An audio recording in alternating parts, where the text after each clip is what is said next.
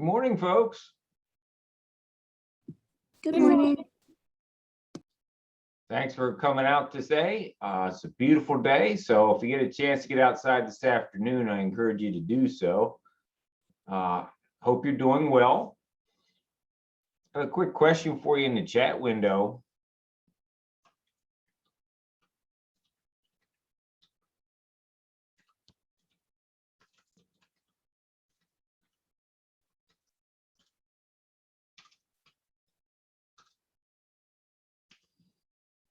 Were any of you impacted by the internet outage yesterday? Yes. Okay, Rachel, very good. Okay, some of you maybe don't even know that there was an internet outage of sorts. I was impacted, really messed up one of my classes, really threw a wrench into things. So anyway, life continues and we go forward, right? So hopefully we won't have any more of that stuff today. Okay, so gang, here's what we're going to do. We're going to finish chapter 10 today. And that means we're going to be spending lecture on chapter 10, and there's a very good chance that we're going to be spending some of our lab time finishing the lecture of chapter 10, because there's just a lot to accomplish today. But we will get chapter 10 today, so you'll be in good shape for your exam this coming Monday. Okay, so you are all aware that exam 2 is this coming Monday, November 15th. So at 8 a.m. this coming Monday, you log into classmarker.com and you take your second lecture exam of the semester. Okay. All right. Do you have any questions right now?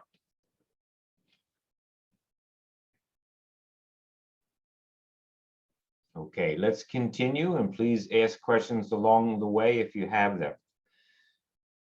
Okay. So from last time we were talking about microscopic anatomy of muscle fibers. The image that we're looking at right now is figure 10.2. Figure 10.2 in my textbook, that's around page 310. Okay, so we've talked about the sarcolemma, the transverse tubules, the sarcoplasm, the sarcoplasmic reticulum, the myofibril. Okay, the myofibril was the last thing that we finished with, so try to be looking at these things in figure 10.2 as we continue forward. Okay, so if you're looking at figure 10.2, right, there's picture A, there's picture B, there's picture C, and there's also picture D as in David, picture D as in David of figure 10.2. I would ask you to find, and it's probably easiest to find on picture D as in David, take a look at a sarcomere. Okay, the sarcomere is the next term I'm going to define for you. A sarcomere is known as a contractile unit.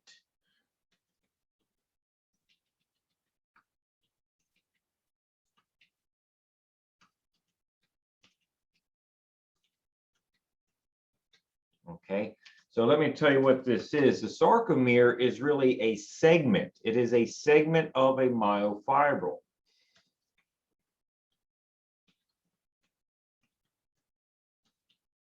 Okay, so let's take a look at this language. We want to be very clear here that we don't confuse the two, right? The myofibril is the contractile organelle. And if you're looking at picture D of figure 10.2, the myofibril is that long cylindrical tube that's in that image. It's the entire tube. The myofibril is the entire tube. That's the contractile organelle. That is the machinery which achieves the goal of shortening the muscle cell. If we look at the structure of the myofibril itself, you can see that a myofibril is really a tube of sarcomeres that are stacked end to end. If I'm going laterally across the image, right, you have one sarcomere linked to another sarcomere, linked to another one, linked to another one, linked to another one, linked to another one, linked to another one, right? So a sarcomere is a segment of a myofibril, and we describe it as a contractile unit. So be very careful here You're going to want to pay attention to this, particularly for your upcoming exam. If you see language on the exam that says contractile organelle, then you know the question is asking about the myofibril. But if you see language on the exam that's talking about the contractile unit, then that is the sarcomere, okay? So the sarcomere is a segment of a myofibril, and a sarcomere is actually made from overlapping arrangements of protein filaments, okay? In the case of a muscle cell, they're called myofilaments. The sarcomere is formed by the repeating, overlapping arrangements of protein filaments called myofilaments. Okay, so that's the next thing we're going to define. We're going to define the myofilaments for you. Okay, myofilaments is a fancy way of referring to chains of protein. Myofilament, a single myofilament would be a chain of protein. That's all it is. In other words, one protein linked to another protein, linked to another protein, linked to another protein. It's a chain of protein. Chains of proteins involved in muscle contraction. Okay. There are two types that we have to concern ourselves for the current conversation. The first type is the so-called actin filament.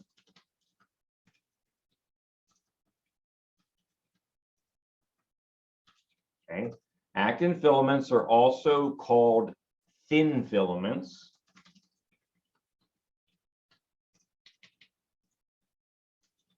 Okay. The actin filaments are literally chains of repeating actin protein polymerized together as a group. Okay.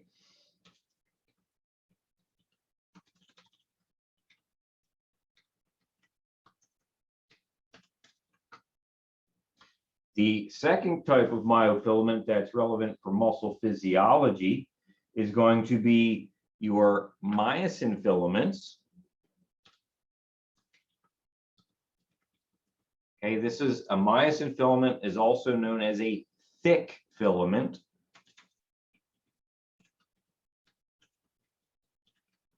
And this is made of repeating myosin proteins linked together.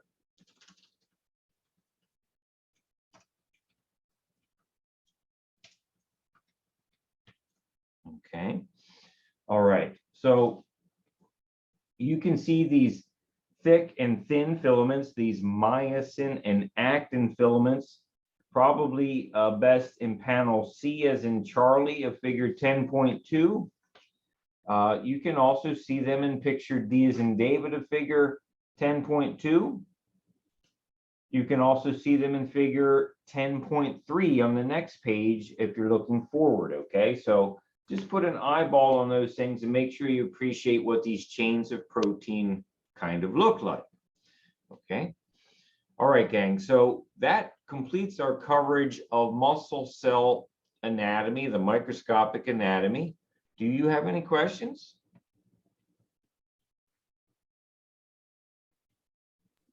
Yeah, I actually saw, I noticed that in here there's the Titan filament, I think it's pronounced, and it's Titin. Would that be the same thing as on the study guide? It was Titan, and I couldn't really find anything that was spelled that way. Okay, thank you, Kendall. Yes, thank you for saying something. The spelling on the study guide is a typo. That would be incorrect.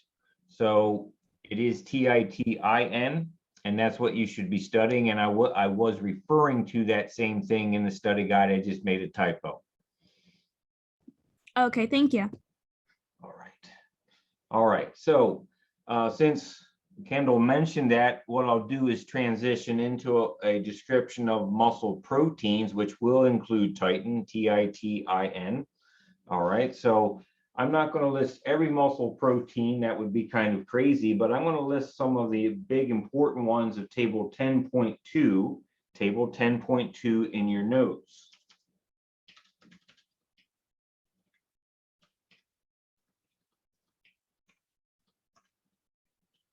Muscle proteins important for muscle contraction. This is table 10.2. All right, and let's see, I'm very close to the edge of my page here, so it probably makes sense to just go back down on a brand new page. Here we go. Okay, so you'll notice table 10.2, there's a variety of proteins that are listed and they're categorized by function. So we can do that as well. First, we have what are called the contractile proteins. These proteins you already know about because we've already described them as filaments, chains of protein linked together. This would be the actin and myosin myofilaments. Actin and myosin proteins. What we're saying here is that actin and myosin are the proteins that form the chains that we call filaments. And these two proteins literally mechanically move back and forth across the surface of each other during a muscle contraction. You'll see that in a video I'm going to show you later today. Okay. So let's do it this way. These proteins form chains called filaments that mechanically glide across each other during muscle contraction. And we'll have much more to say about what that process looks like in just a few minutes. Next, we have the category of regulatory proteins. One of the things we need to accomplish later today is a description of how you turn a muscle contraction on and how you shut it back off. Okay, how you turn it on, how you turn it off. Okay, so that's going to involve regulatory proteins. The two big regulatory proteins are troponin and tropomyosin. Okay, these two proteins regulate whether a muscle fiber is capable of contracting or not. These are the gatekeepers. They control it. Okay.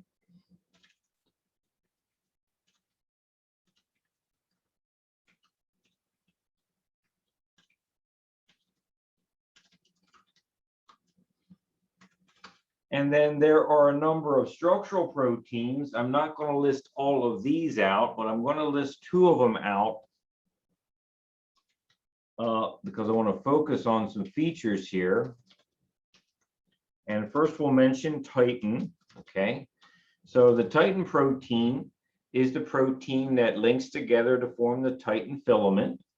Okay.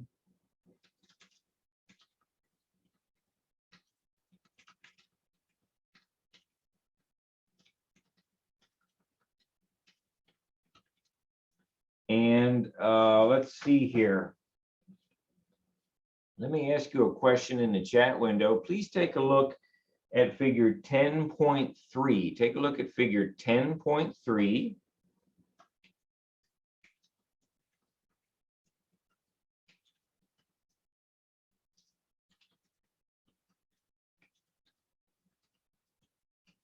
Okay, here we go. In figure 10.3, what does the appearance of the titin filament look like? What does it look like? Give me some descriptive language. What does it look like to you? Okay, thank you, Kendall. Gray and curly, that's right, okay. How about the rest of you? Give me some descriptive language. What does it look like to you? How would you describe it?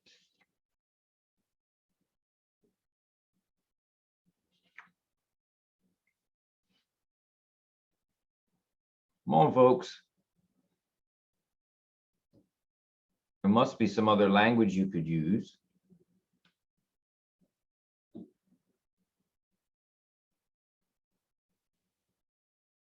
Come on.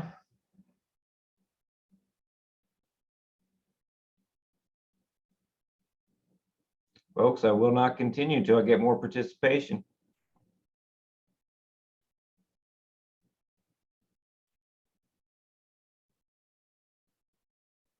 What does the titin filament look like?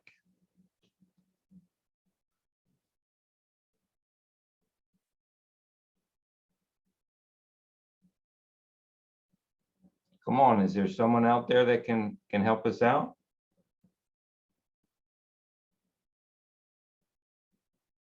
Okay, thanks, Noah. Thanks, Shay. All right. So all good ideas that you've contributed, and what I would suggest to you, let me ask you this in the chat window.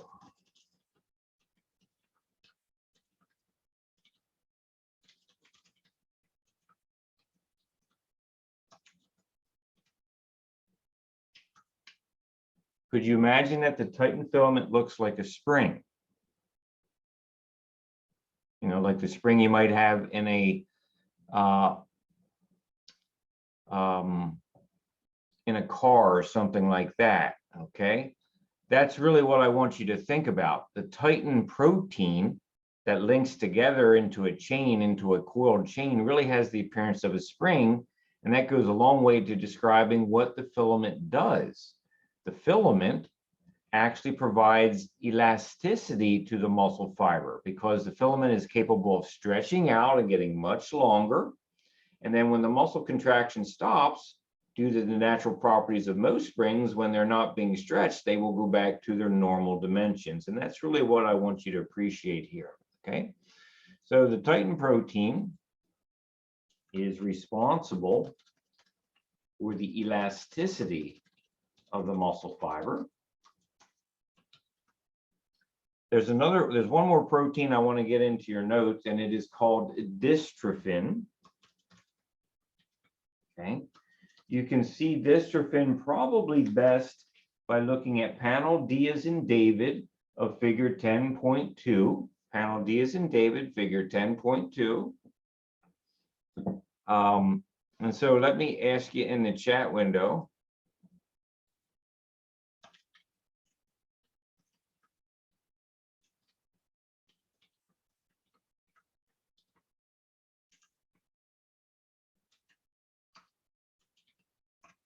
Here we go.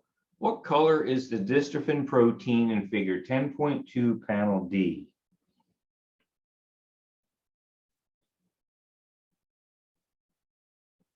Okay. All right. Thanks so much, everybody. It's like an aquamarine blue, isn't it? Okay. It's a blue color. So I just want to know that you're able to locate these things and you can look at them. You know what I'm referring to. The dystrophin protein, folks, is the same dystrophin protein of the famous disease muscular dystrophy. And we'll talk about that in just a moment. Okay.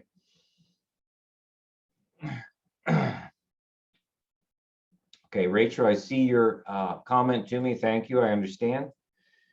So dystrophin is the protein that links the end of the myofibril to the inner surface of the plasma membrane of the muscle cell, which you know is called the sarcolemma. This protein links the myofibril to the sarcolemma. Okay, and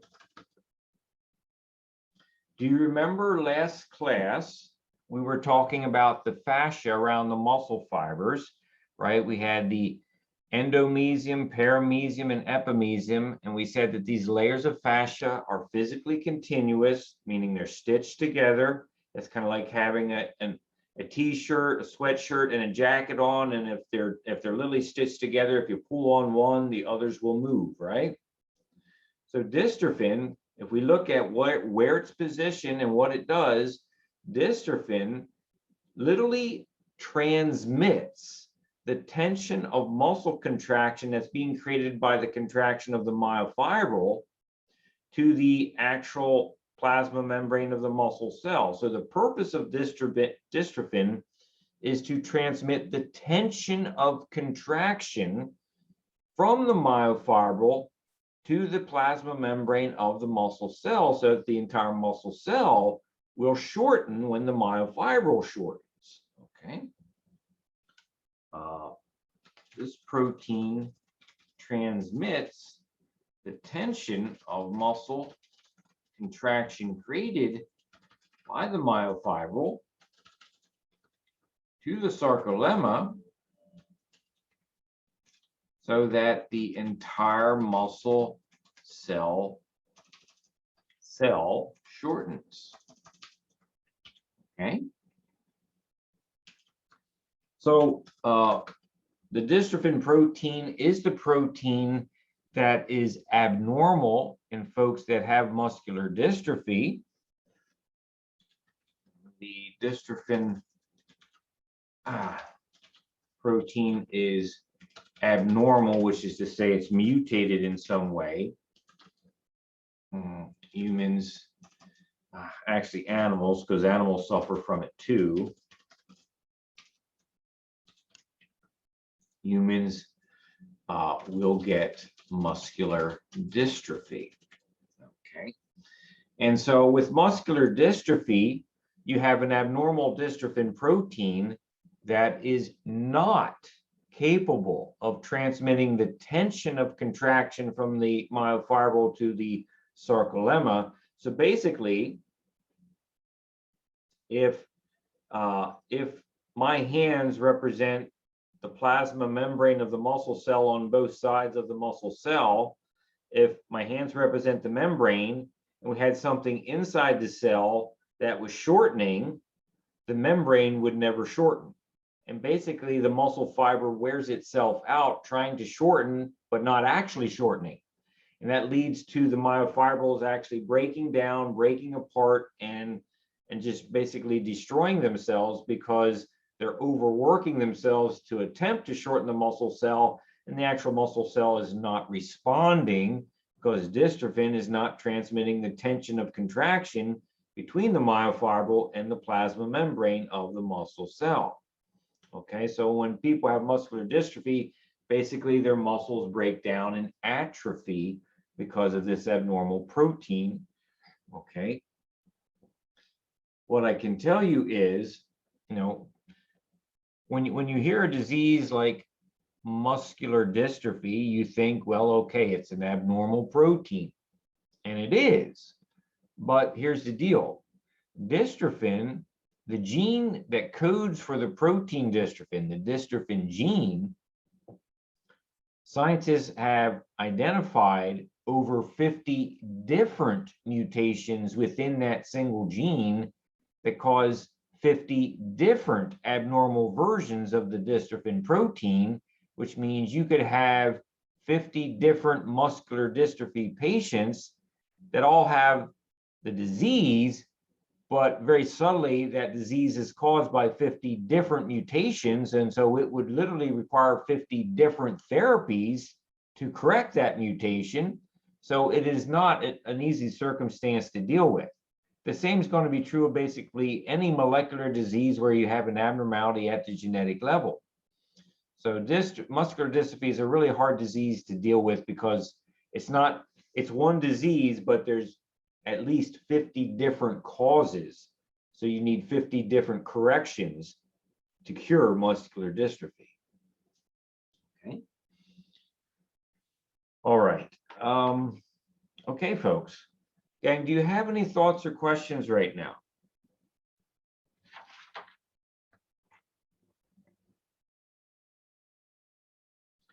Okay, so what we're going to do next, since we have a lot of this microscopic anatomy identified, from fascia to the parts of a cell to the proteins in the cell, we're going to create a flow chart which tries to describe the sequence of events leading from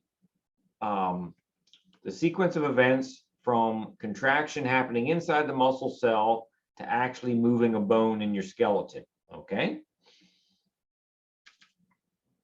So here we have a flow chart. Flow chart describing muscle contraction and subsequent bone movement.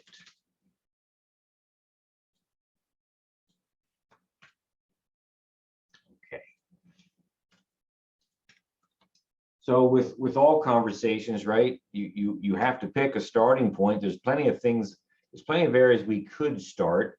I'm going to choose to start with the sarcomere. Okay, so the sarcomere, remember, is that contractile unit of a myofibril. So we'll start here. The sarcomere shortens. Now, of course, you could ask yourself, well, why did the sarcomere short? And the honest answer is because the nervous system told the muscle fiber to do this. And we're going to be describing how the nervous system does that today. So the sarcomere shortens in response to a signal from the nervous system. Okay. When the sarcomere shortens, that causes the myofibril to shorten.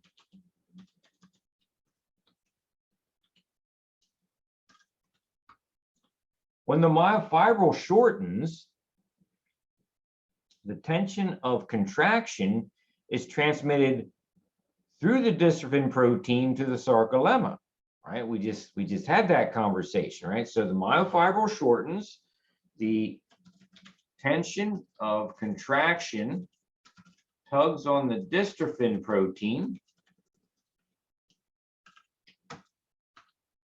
When the dystrophin protein gets tugged on, because it's connected to the sarcolemma gets tugged on. Okay, so that should be number 3 there.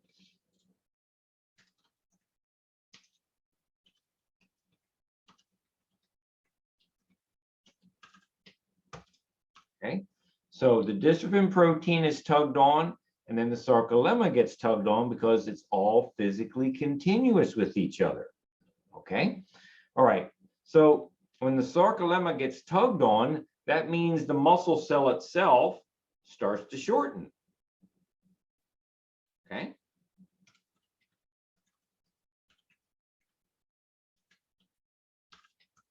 Now, so we have the muscle cell shortening. So now we need to talk about the next tissue that's connected to the muscle cell. And this is where your knowledge of the fascia that we described last time comes into play, right? The first layer of fascia that's around an individual muscle cell is called an endomysium. So when the muscle cell shortens, it tugs on the endomysium.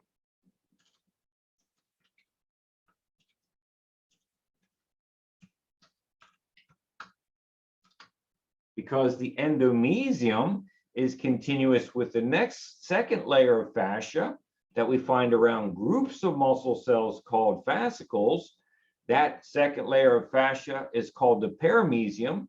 The paramecium gets pulled on because the endomysium was pulled on, because the muscle cell is shortened, because the sarcolemma was tugged on, because the dystrophin protein was tugged on, because the myofibril shortened, because the sarcomere shortened, right? It's all connected to here. So this tugs on the paramecium. The outermost layer of fascia, as you might recall, is the epimecium. So when the paramecium gets tugged on, it further tugs on the epimecium.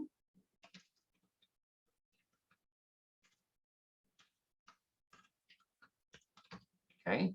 The epimecium and the other 2 layers of fascia we just described, they're all physically continuous, right? They're all physically continuous, and they are further continuous with the connective band of tissue that actually attaches to the bone, that's the tendon.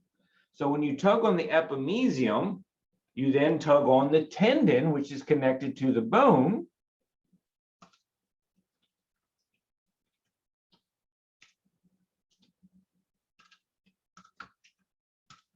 And you know that the tendon is attached to the bone. We can go a little bit deeper in our detail here.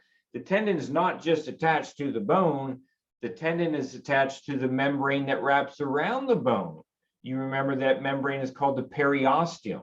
So when you tug on the tendon, you tug on the periosteum next.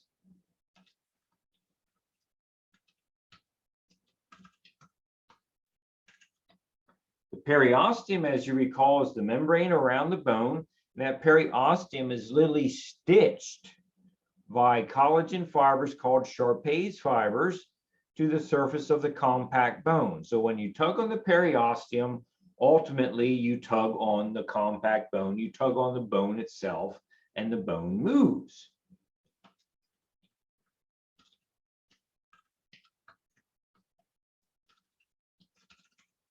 Okay. So we take this for granted, right? I mean, right now I'm just moving my arms around. That means my skeletal muscles are pulling on my bones, right? We just take it for granted. We don't think about it. The average Joe walking around on the street's not going to think about it. Who cares, right? But when you work in a medical career, you do need to think about these things at least one moment in your life, okay? So that's the pathway of contraction of muscle activity to the actual movement of a bone in the skeleton, okay? I mean, it's complicated, but it's also amazing and beautiful, isn't it? It's quite an engineering feat that Mother Nature has created to allow muscle contraction to move our bones. We just get to use it without thinking about it, okay? Gang, do you have any questions?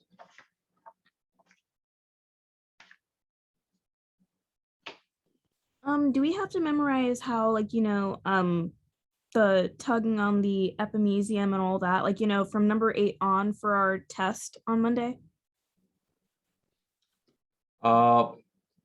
Kendall, I wouldn't say you have to memorize it. I would certainly be aware of it, but I don't think you have to memorize it. So. Okay, it's just because I can't find the epimysium for some reason on 10.2, the figure. I don't think it's labeled on there. Yeah, I don't think it is either. So you can see the epimysium on figure 10.1. Oh, okay, got it. Okay. All right. Any other questions?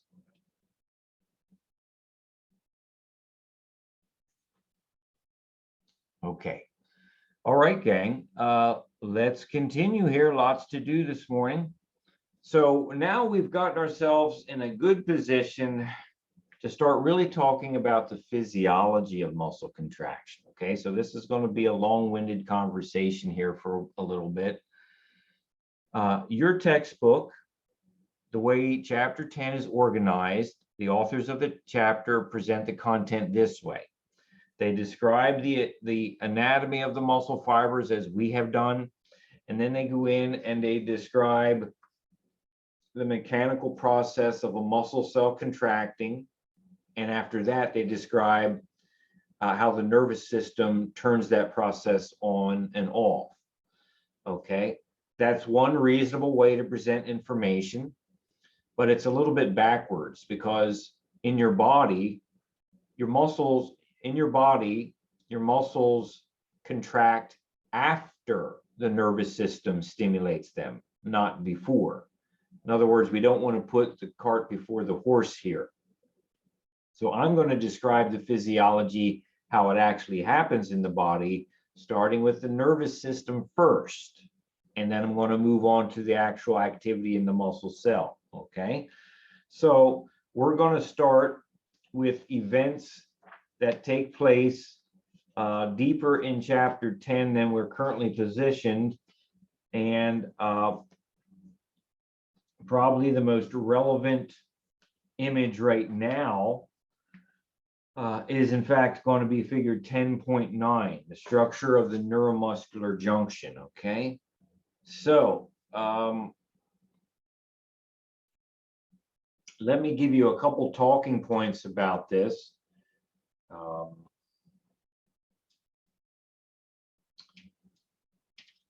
How the nervous system triggers muscle contraction.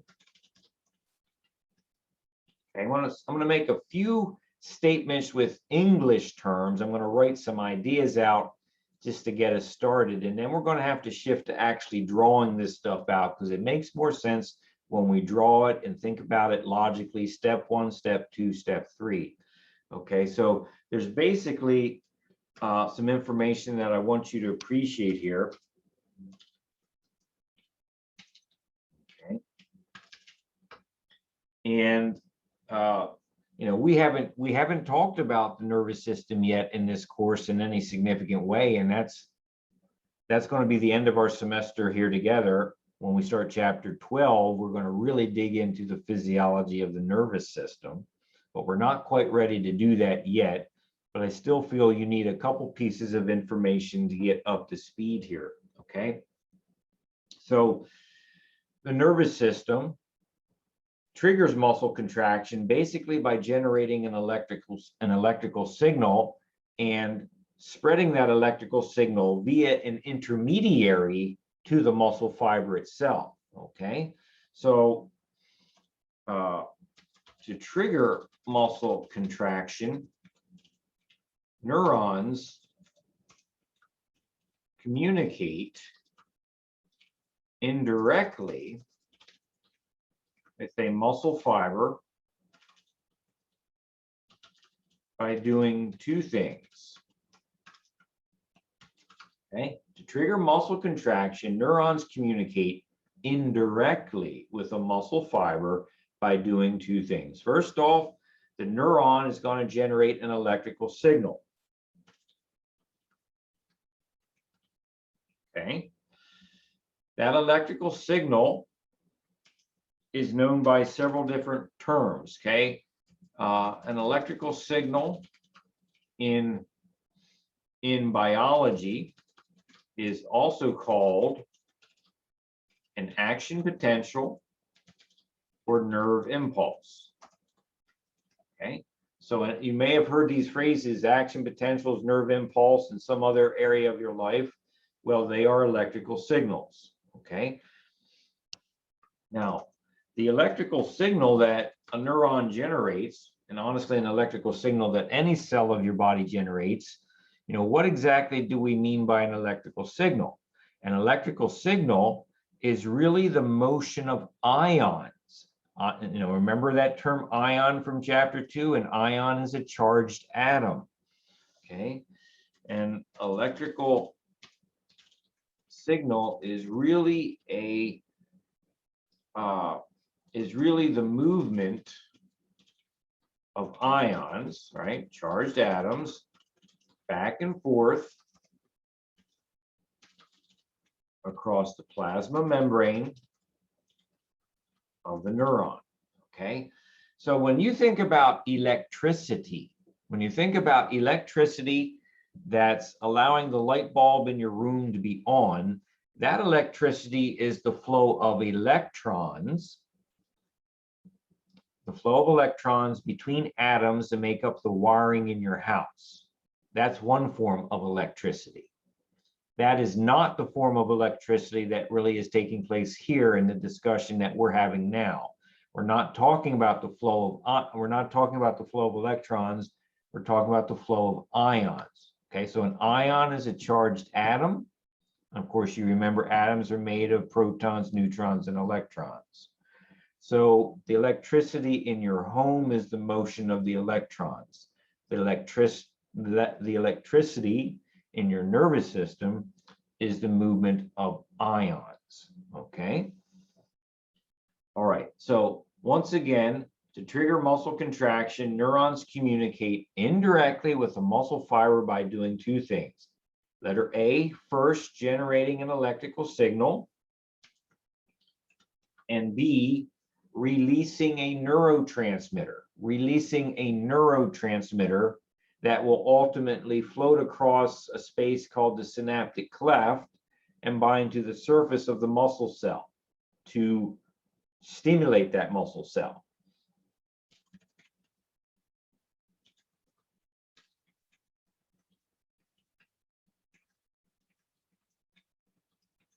Okay, release neurotransmitter molecules to stimulate a muscle cell. Okay, so you know that's all well and good, but again, unless we've had some experience with this, probably my words are not quite too comfortable with you yet. And so I want to remind you, I want to show you a couple of videos today. The first video, both videos are coming from Wiley Plus. And so I want to remind you that you do have some fantastic videos available on Wiley Plus. You've paid for the content. Why not use it? Okay, so I'm going to show you today two videos.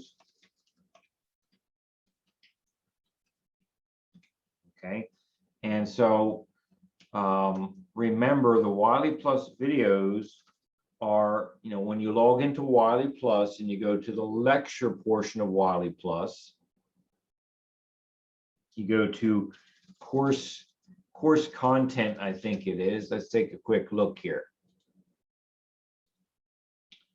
Wiley course resources. You go to Wiley course resources.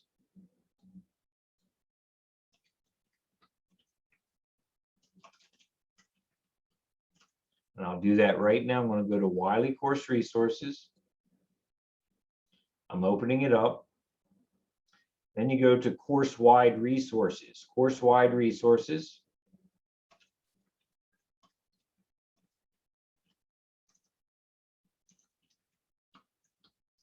Once you're in course-wide resources, let me open that up.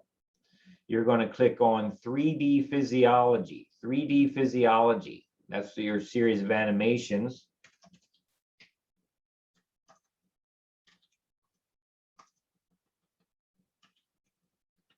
Okay. And when I do that, you're going to get two videos that are important for us today. Okay, so I'm going to open up 3D physiology.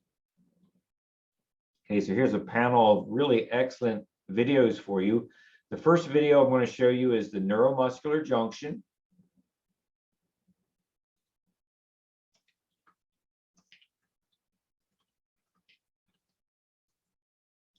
And the second video is that other one that popped up, is muscle contraction and the sliding filament mechanism. Muscle contraction and the sliding filament mechanism.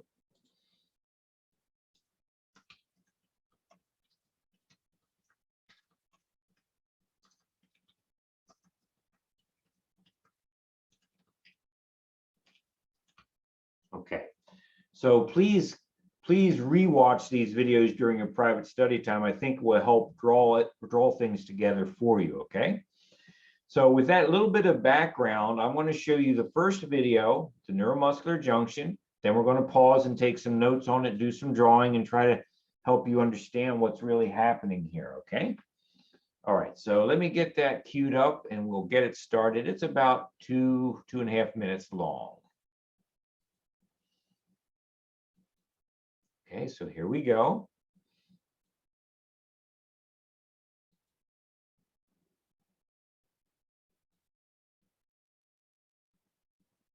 Movement in the body is caused by skeletal muscle contraction, which is muscle shortening. Nerve impulses originating from the brain or spinal cord excite skeletal muscle cells to initiate muscle contraction.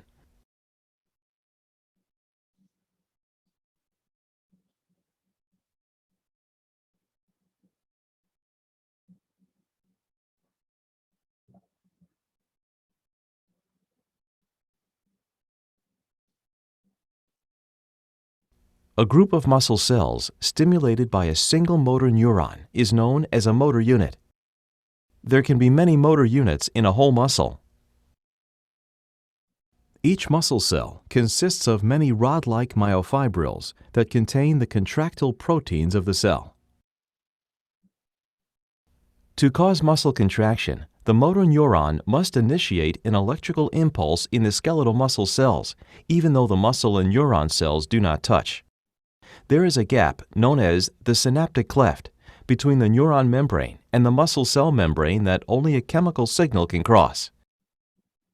The neuromuscular junction is this chemical synapse between the motor neuron membrane and the muscle cell membrane. Once the electrical impulse arrives at the end of the motor neuron, voltage-dependent calcium ion channels open, thereby allowing calcium to enter the neuron. This increase in intracellular calcium causes the release of neurotransmitter acetylcholine into the synaptic cleft.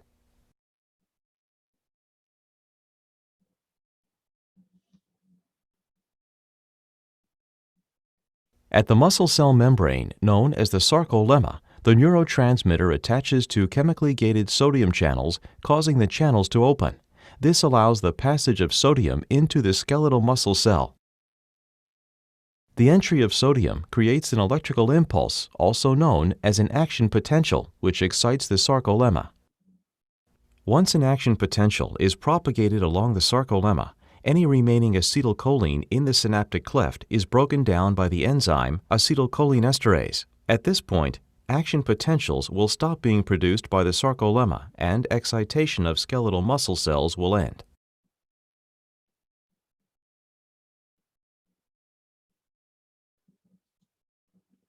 Okay, folks, so there you have it, a nice short little summary of how the nervous system stimulates muscle contraction. Okay, so there's a lot in that process we need to walk through together. We're going to do that next. Do you have any questions while I get set up to take some more notes here?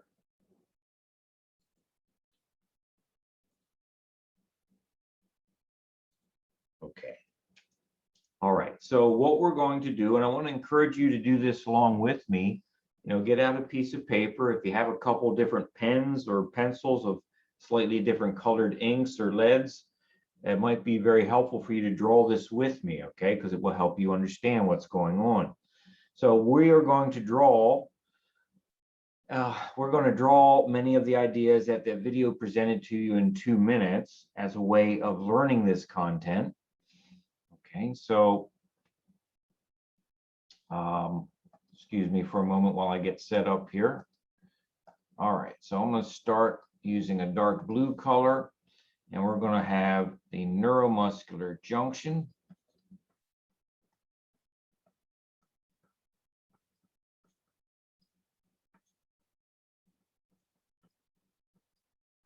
Okay, that's the topic of our drawing at this time.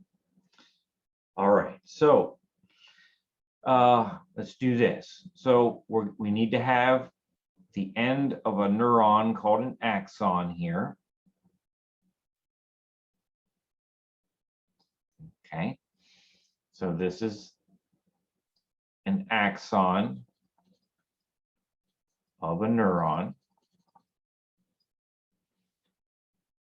That axon is going to be physically very close to the membrane of a muscle cell. So this is going to be the sarcolemma.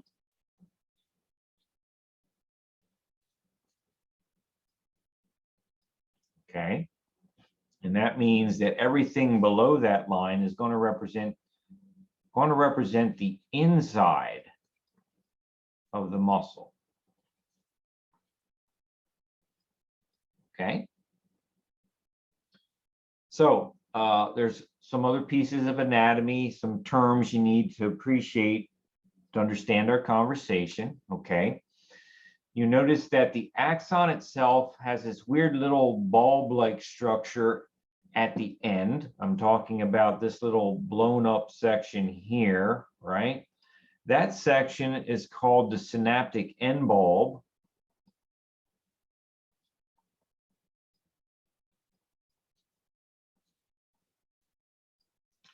It is also sometimes called the synaptic knob.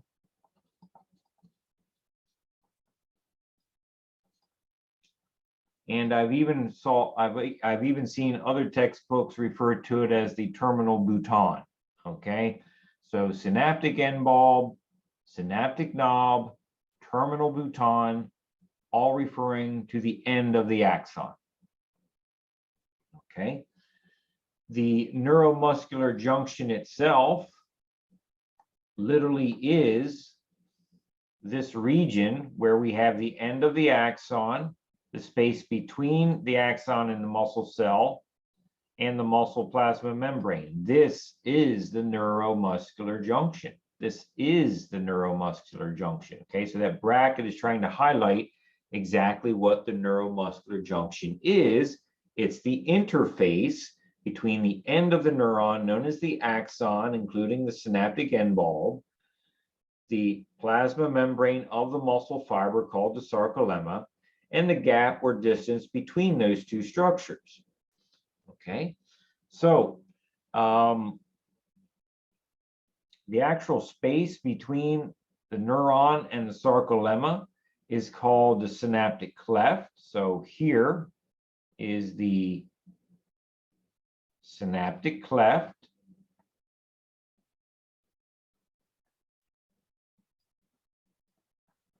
Okay, the synaptic cleft is not really just open hollow space like everything in the body. Mother Nature abhors a vacuum. Okay, there's actually fluid in here, there's liquid in here, and it's called synaptic fluid. Okay, so in the synaptic cleft, which is the physical space, there's going to be fluid there. Synaptic cleft containing synaptic fluid. Okay. All right. So we're going to try our best to summarize these events so that you understand what's happening. Okay. Remember, we're talking about your skeletal muscle here. Even though there are similarities with cardiac physiology and smooth muscle physiology, we're not going to make those a point of emphasis right now. You will get cardiac physiology in AMP2. So we're primarily talking about the events that happen at the neuromuscular junction where a skeletal muscle fiber is innervated by the nervous system. Okay. And so, you know, when I wave my arm around like this, why is my body doing this? Well, my body's doing that because there's something in my mind that's saying, I want to wave my arm. Wave my arm. I want to wave my arm. Okay, now I don't want to wave my arm anymore, so I stop. You notice that that motion is under conscious control. So to trigger skeletal muscle contraction, your brain generates thought. And what is the essence of a thought? That's kind of a philosophical question. But in terms of physiology, a thought is really an electrical signal. Okay. So your brain is going to generate electrical signals that run along neurons that are part of nerve fibers that go near your muscle tissue along the skeleton, right? And so I'm going to highlight this electrical signal as a wave of ions that are moving back and forth across the plasma membrane of the neuron. That would be the neurolemma, not the sarcolemma, right? And so it's going to look something like this. Okay. So right now I'm making a jigsaw pattern of green back and forth across the plasma membrane of the neuron. And this jigsaw is really the motion of ions.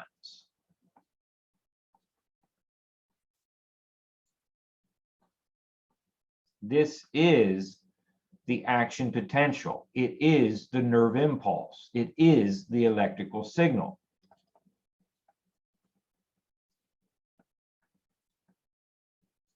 Okay, so what I'm going to do is make some drawings like this, and I apologize, I'm not much of an artist, but once we get some major ideas drawn out in a graphic, then I want to summarize some ideas with text. So I'm just going to pan down here and put an idea down. Okay, the nervous system triggers muscle contraction by generating an electrical signal down a neuron.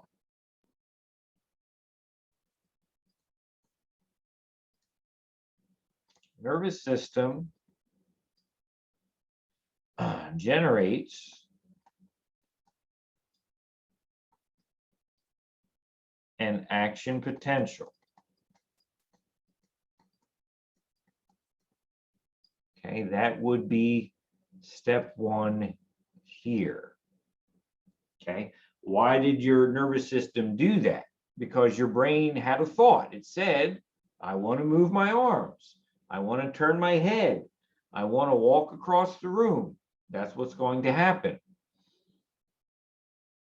And so this electrical signal, you'll notice, will propagate along the periphery of the plasma membrane of the neuron as it goes towards the synaptic end bulb. Okay, and so this is going to continue the whole way around in here. And what's going to happen next is that electrical signal, which is the flow of ions, is going to reach special proteins that are embedded in the plasma membrane called voltage-gated calcium channels, or VGCCs for short. Okay, so I'm going to draw some of these things in here as simply rectangles. orange rectangles.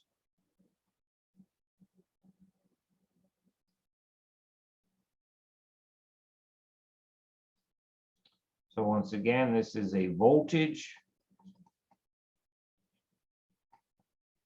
gated calcium channel. Okay, so I want to draw something out from you. Okay, I want you to help me with this. And so first off, okay, let me ask a question.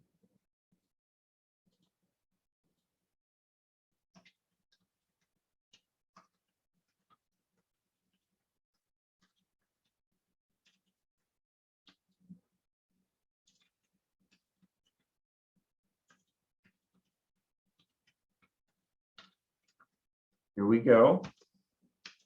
What category of organic macromolecule does a voltage-gated calcium channel belong to? Okay, we just said it, but I want to be sure you're paying attention. Okay, all right. Kendall says it's a protein, and hopefully the rest of you agree with her because she's right. Okay, voltage-gated calcium channels are proteins. All right, so here's my next question.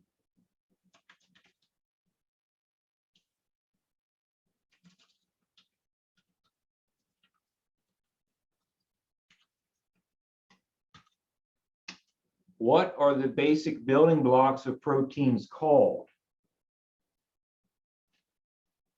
I think Kendall's sitting on her keyboard. Okay. All right, very good. So thanks everybody. You're doing great here this morning. Just hang in there, okay? I know this isn't everybody's cup of tea. So, okay, so now we know that those orange blobs in our drawing, the voltage-gated calcium channels, are actually proteins, and we recall that proteins are made of amino acids. Here's my next question.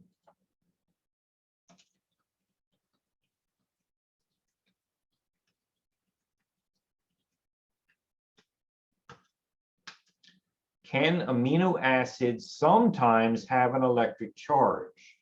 Can they sometimes have an electric charge?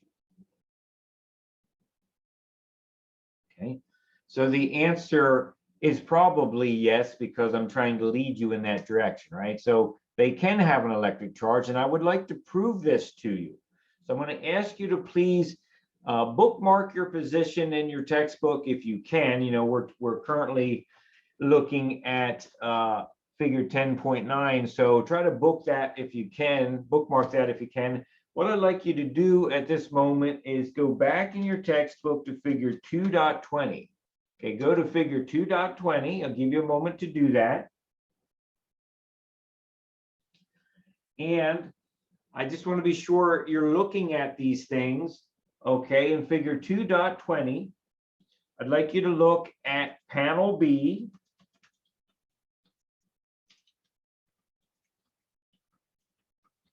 Take a look at panel B. Take a look at the topmost amino acid there of panel B. And please answer the following question.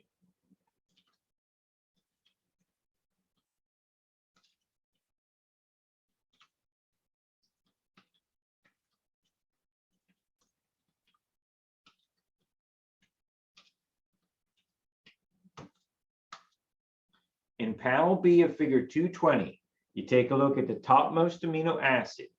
In the pink shaded region, what charge does the bottom oxygen of the pink shaded region have?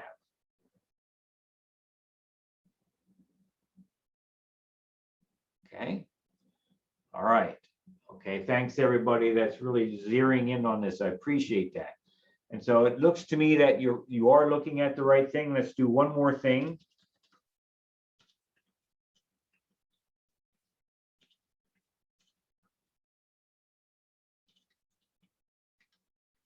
Here we go. In the blue shaded region, what charge does the nitrogen atom have?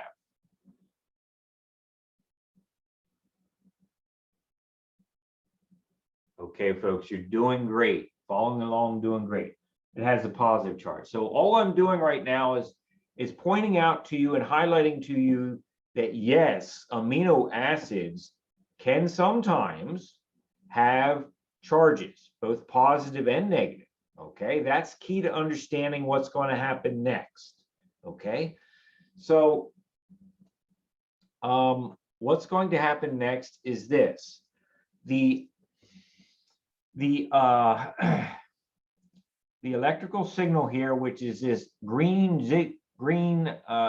jigsaw puzzle going back and forth here, this is made of ions, right? It's made of ions. What I'm saying is an ion is a charged atom. So if we have charged ions that are approaching the amino acids of the proteins that make up the voltage-gated calcium channels, here's the question coming your way.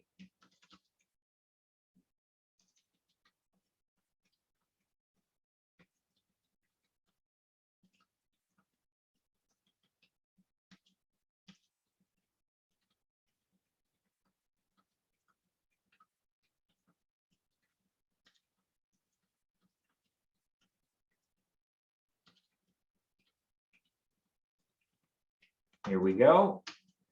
Does it seem reasonable that the ions of the electrical signal may bind to some amino acids that make up the voltage-gated calcium channel proteins? Because if we had a positive ion in the electrical signal and we had an amino acid in the protein that is the voltage-gated calcium channel protein that had a negative charge, wouldn't they in fact be attracted to each other? Because opposite charges attract? So what I'm saying is that this is actually what is happening. The ions, which represent the actual electrical signal of the neuron, approach the protein, which is the voltage-gated calcium channel. Some of the ions bind to amino acids that make up that protein. Okay, so let me ask you the next question.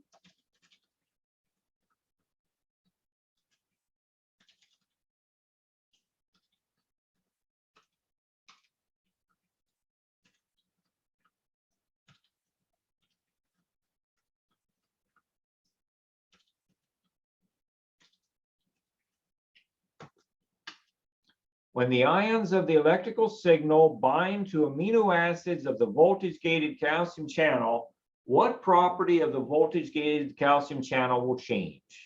What will change? Because something's got to change.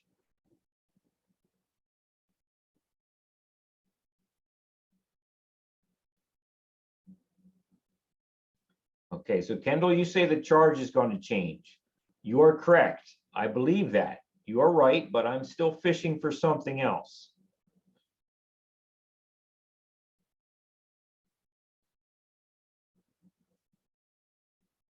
Okay, all right.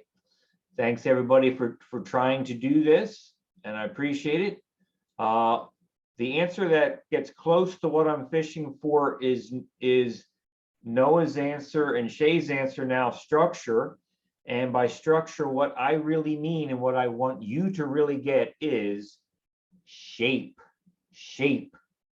The shape of the voltage-gated calcium channel will change. Okay? So look at it this way in the video window. Okay, so pretend that my hands are attached to each other, right? They're attached to each other, and pretend my hands are the voltage-gated calcium channel before the action potential reaches it. Now let's say the action potential reached my hands, and because ions of the electrical signal bound to amino acids that are part of my hands right now, my hands are going to change shape. Here we go.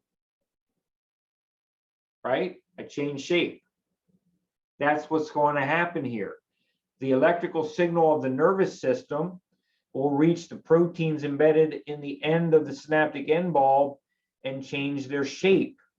When they change their shape, they go from a closed shape to an open shape. Closed to open, okay? Let's write this down. Okay, number 2.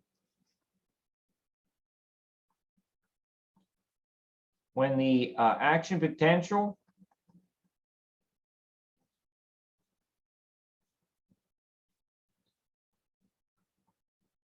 reaches the VGCC. When the ax potential reaches the VGCC, the VGCC changes shape and it opens. You might say, well, what does it open to? Well, you can imagine it's going to be opening to calcium because it is a voltage-gated calcium channel, right? And so the other piece of the puzzle you may not know yet is this. In the synaptic cleft, which contains the synaptic fluid, your body maintains a variety of ions as dissolved solutes in the synaptic fluid. Some of those ions are, in fact, going to be calcium ions, Ca+2, calcium ions. So when the electrical signal of the neuron reaches the voltage-gated calcium channels, the voltage-gated calcium channels change shape. Why did they change shape? Because the voltage changed. The voltage changed. So we need to define voltage in just a second. But long story short here, when the voltage-gated calcium channel changes shape, the calcium channel opens and calcium floods into the interior of the end bulb. Okay. So let's see here. In our notes, when the ax potential reaches the VGCC changes shape, opens, calcium ions, Ca+2, enter the synaptic knob. Okay. Now I don't want to hit this next point too hard, but you know, this is a voltage-gated protein we've been talking about. You say, my God, I have to be an electrical engineer to understand this. Well, you kind of do, because voltage is a concept that is relevant for biology. Voltage, folks, in the simplest, a simple definition of voltage, which I think is reasonable for beginning students, voltage refers to the difference in electric charge between two locations. What is the two locations in our picture? It's the inside of the neuron versus the outside of the neuron. It's the inside of the plasma membrane of the neuron versus the outside of the plasma membrane of the neuron, excuse me. All right, so we'll just define that. Voltage is the difference in charge between two locations.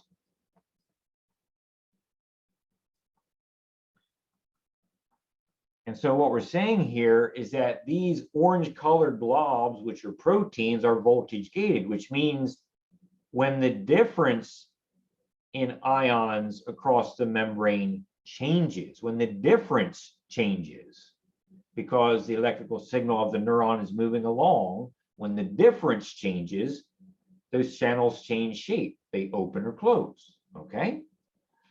Thoughts or questions so far?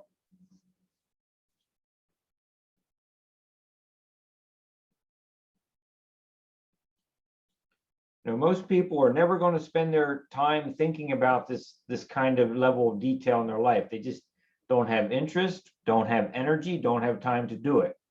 But this is literally the level of thinking that you need to approach if you're going to start dealing with trying to successfully treat some kind of disease or disorder. You need to get down to the biochemical and biophysical level if we're going to have any useful therapies. Okay. All right. So next, the calcium enters the synaptic end bulb, and then the calcium will bind to tiny little lipid bubbles that are in the end bulb, which you may know of, called synaptic vesicles. So in the end bulb, you have these little bubbles called synaptic vesicles. And I'm running out of space to draw here, but you know, these little blobs here are synaptic vesicles. Okay. And so let me ask you a question in the chat window.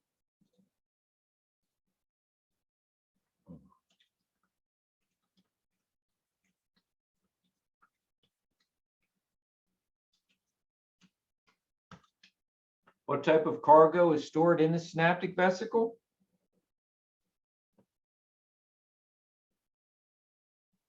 Okay, from your private study time.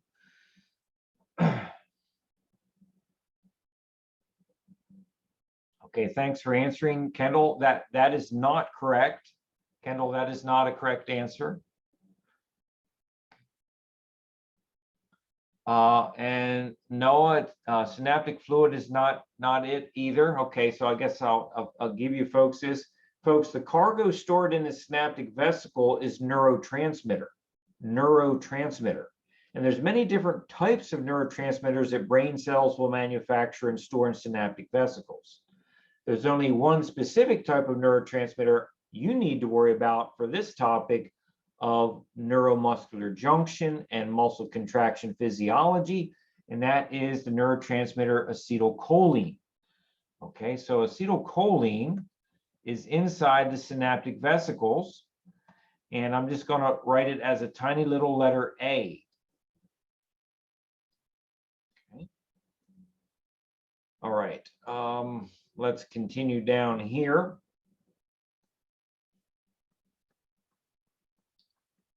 Synaptic vesicles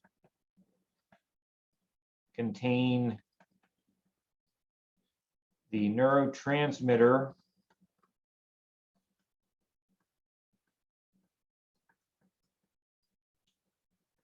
acetylcholine. Again, I appreciate you might say, why does this have to be so insanely difficult? You know, I don't know. I mean, Mother Nature created what she created, right? We've just observed it and measured it, and this is what we're reporting to you. So acetylcholine is in the synaptic vesicle. So here's what's going to happen. The calcium ions, they come in to the synaptic end valve because the voltage-gated calcium channels have opened. The calcium ions float in here and they start attaching to the membrane of the synaptic vesicle. And when that happens, that triggers exocytosis of the acetylcholine into the synaptic cleft. Okay, so this thing here is going to move to the border of the cell.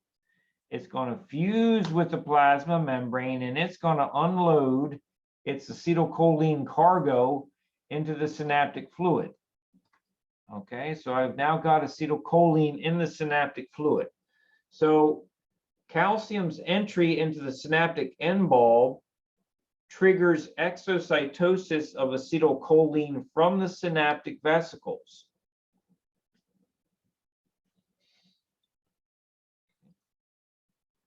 Entry of calcium into the neuron triggers exocytosis of acetylcholine, right? We talked about exocytosis a long time ago. Hopefully you remember it. So the acetylcholine is now in the synaptic fluid. What's going to happen next is the acetylcholine is going to float in the synaptic fluid. It's going to move by simple diffusion, and it's going to bob across the water like a beach ball in a river, and it's going to float across to the surface of the muscle cell, the sarcolemma.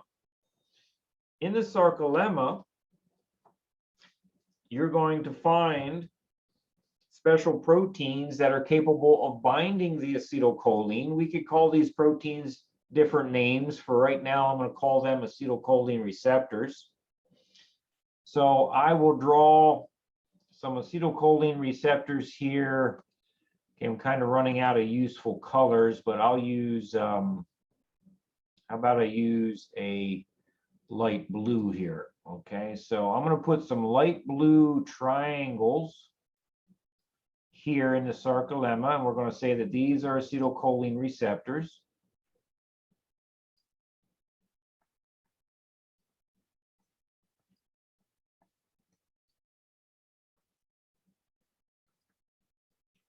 and I'm watching the clock here, I see we're basically out of time.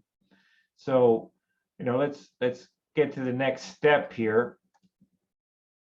The acetylcholine, as I said, is going to float across, and it's going to bind to the acetylcholine receptors. Okay. Folks, let's take a break right now. We're going to finish this up in lab. Beyond this chapter, beyond this topic, we also have probably another 30 minutes of additional content. So we're going to be in this for a little while yet. Let's take a little break at this time. I'm going to pause the recording.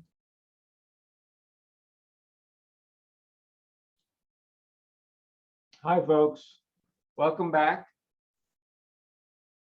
Okay, we're going to get started here again, continuing with our conversation at the neuromuscular junction. Is there anything you'd like to ask before I bring those notes back up?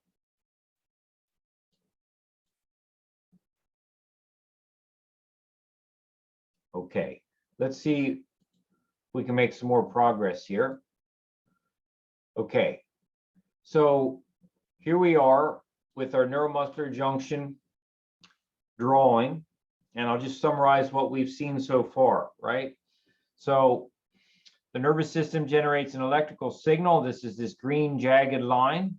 The electrical signal moves back and forth across the plasma membrane because it's simply the motion of ions.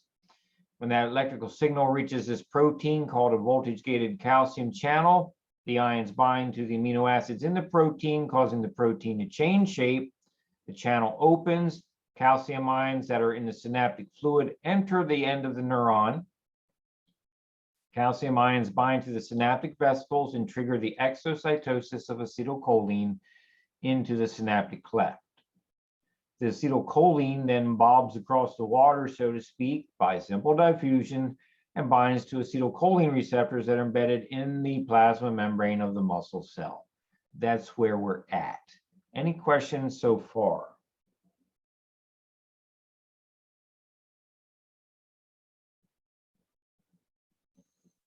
Okay, all right, so the acetylcholine receptors can be described by other terms. The acetylcholine receptors are proteins that bind acetylcholine. The thing about it is that when acetylcholine binds to these receptors, their shape changes, and a tiny little tunnel inside the middle of the protein opens up to sodium ions.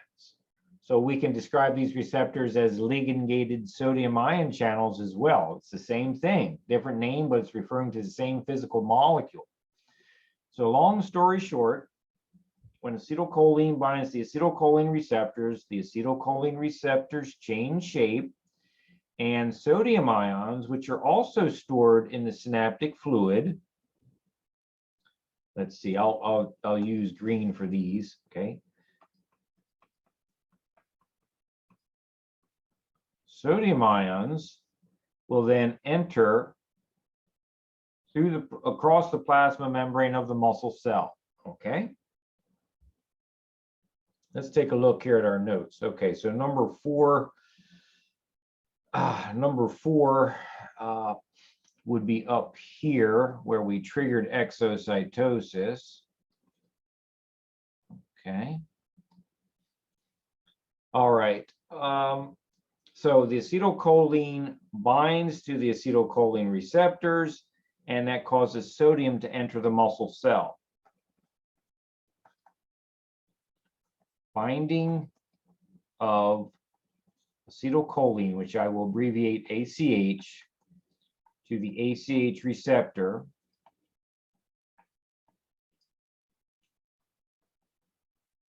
allows sodium ions to enter the muscle cell. Okay. So what you probably don't know yet, and which you're not going to learn until chapter 12, is that when sodium crosses the membrane, that is the first step in generating an electrical signal. That step is actually has a name. It's called depolarization. So we're depolarizing the membrane at this point. Well, who cares at this point? Okay.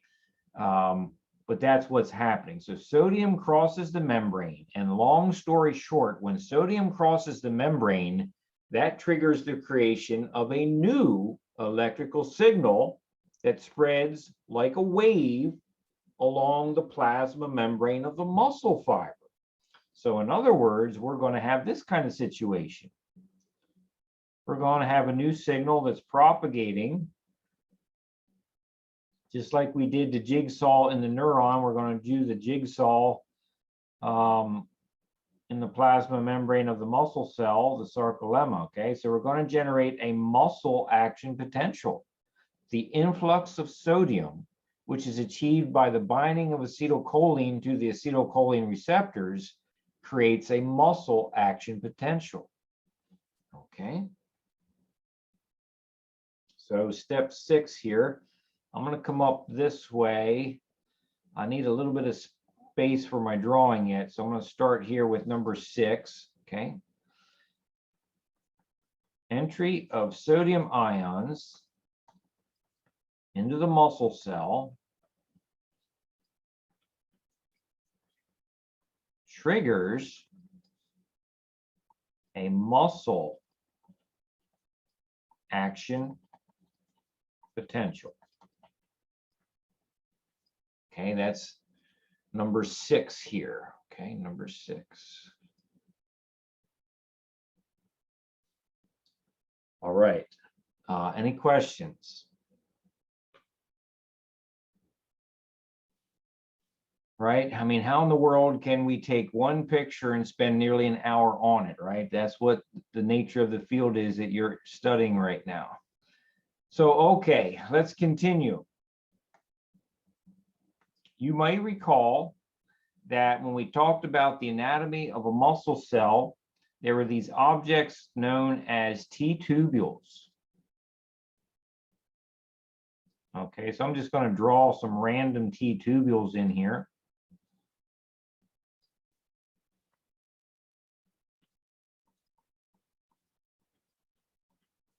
And you may recall that we told you that the T-tubule is really an invagination of the plasma membrane. So the T-tubule is made of the same stuff as the plasma membrane itself. And you can probably guess what's going to happen because this electrical signal is moving across the plasma membrane. It's going to start moving into the T-tubules. Okay? So the electrical signal spreads down the T-tubules, which means the electrical signal is spreading deep into the interior volume of the muscle cell, of the muscle fiber. Okay.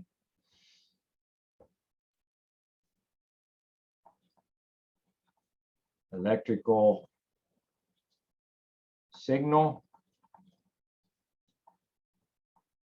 moves into the T-tubule. Okay.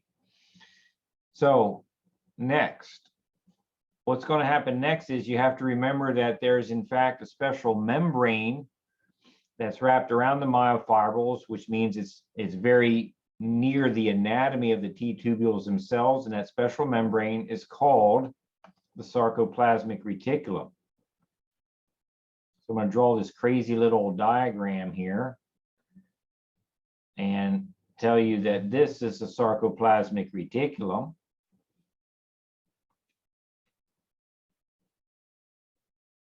Okay, was no good there. Okay.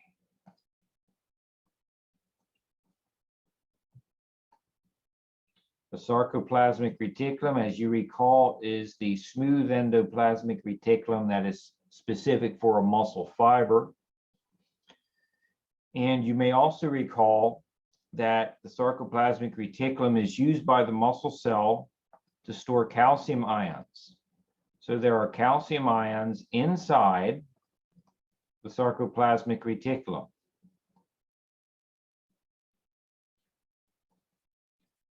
Okay. So you can probably guess what's going to happen next. When the electrical signal spreads down the T-tubules, the electrical signal passes physically close enough to the membrane of the sarcoplasmic reticulum that special proteins embedded in the membrane of the sarcoplasmic reticulum change shape in response to the electrical signal. When they change shape, they open and calcium leaves the sarcoplasmic reticulum. So we have calcium leaving the sarcoplasmic reticulum and flooding into the cytoplasm. Okay. So let's see, that would be number 7 here. The muscle action potential triggers the release of calcium ions from the sarcoplasmic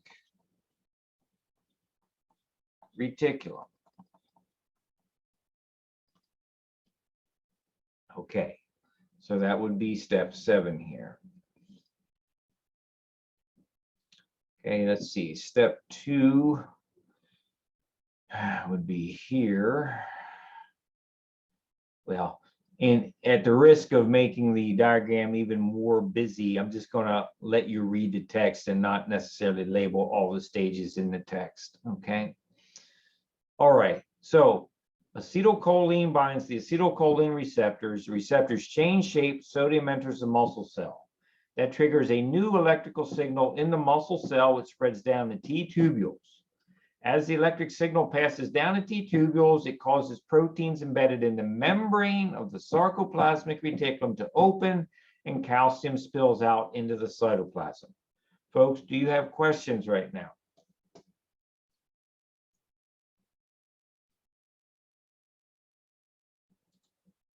Okay, so I have a question for you in the chat window.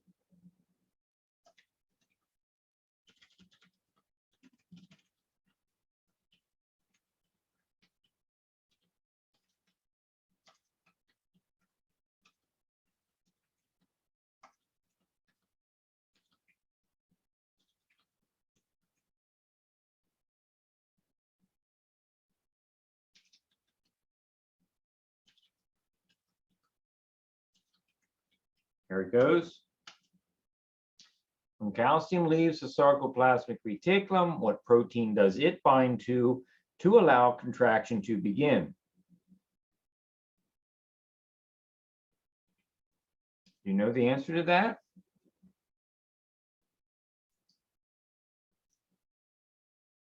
Okay, thanks Kendall and Noah for participating. Okay, one of you is incorrect and one of you is correct.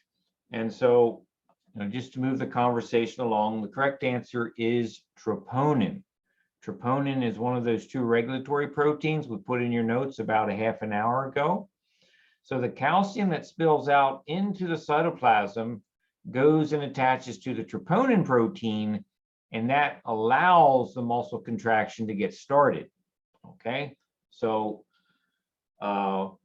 you're probably thinking to yourself, okay, thank God he's done drawing here, because I'm done drawing the neuromuscular junction. Okay. Do you have any questions about this topic that we've completed here so far?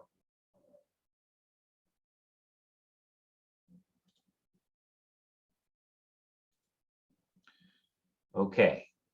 All right, gang. So what I'd like to do, let's see here.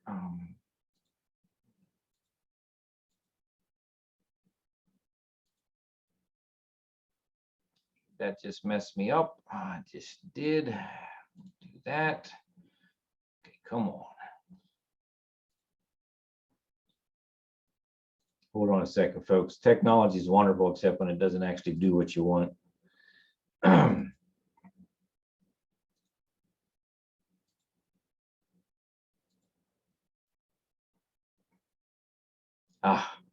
Okay. What I'm going to do is start a new document here and continue my note taking. If I can fix the original document and put it all together, I will. Otherwise, I'll just give you 2 documents today. Okay. So we have this document, which we just completed notes on, and I'm going to start an additional document to continue the next topic of conversation.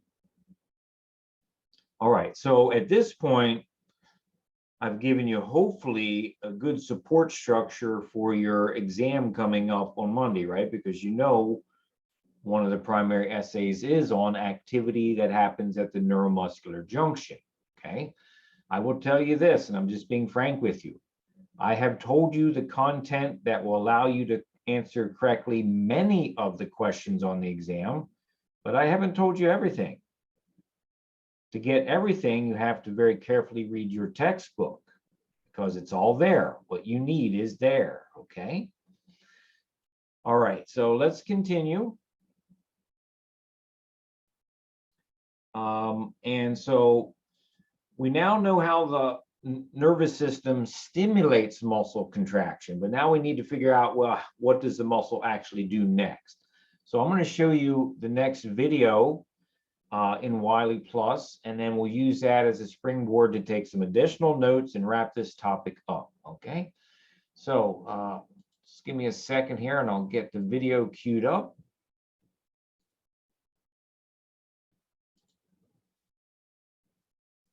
The video is muscle contraction, sliding filament. I think it's about 5 or 6 minutes.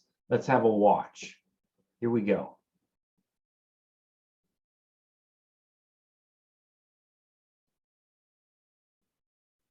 An action potential propagates along a single motor neuron from the brain or spinal cord to the end of the motor neuron near the skeletal muscle cell. This triggers the events at the neuromuscular junction that result in an action potential arising and propagating along the muscle cell membrane or sarcolemma. As the impulse moves down the sarcolemma, it continues to travel deeper into the muscle cells through membranous structures called transverse tubules. The interior of the skeletal muscle cell is filled with rod-like structures called myofibrils. Each myofibril is formed by repeating structures called sarcomeres, which are the muscle cell's contracting unit. Each myofibril is covered by smooth endoplasmic reticulum, called the sarcoplasmic reticulum, which stores calcium ions. Sections of sarcoplasmic reticulum are located along either side of the transverse tubules. As the action potential travels down the transverse tubules, voltage-dependent calcium channels in the sarcoplasmic reticulum open and release calcium into the sarcomeres. The calcium activates the sarcomere to contract.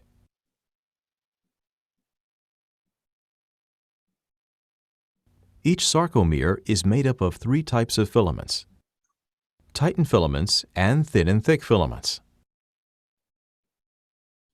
The tightened filament acts to provide elasticity for the sarcomere.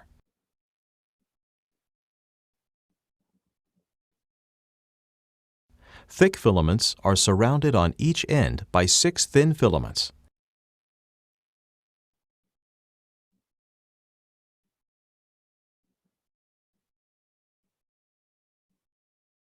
When the sarcomere contracts, the thin filaments slide over the thick filaments by a process known as the sliding filament theory.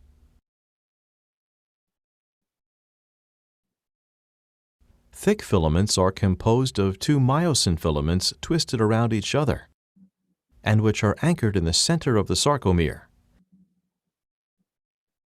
Each myosin has a head and tail. There are binding sites for ATP and for actin on the head of the filament. Energy, in the form of ATP, moves the head into an activated position, much like cocking a gun. Once bound to actin in what is known as a cross bridge, the myosin head will bend and move the actin. The thin filament anchored to the ends of the sarcomere is primarily composed of actin proteins. Each actin protein has a binding site for myosin. The binding sites on actin proteins are covered by tropomyosin, which is maintained in place by troponin. Troponin is a protein spaced along the thin filament and attached to both actin and tropomyosin. It also has a binding site for calcium ions. In the absence of calcium, The myosin filaments are prevented from binding to actin filaments because the binding site on actin for myosin is covered by tropomyosin. However, when the sarcoplasmic reticulum is stimulated, it releases calcium into the sarcomeres. The calcium ions then bind to troponin. Troponin then changes shape and pulls the tropomyosin to the side, allowing myosin to attach to actin.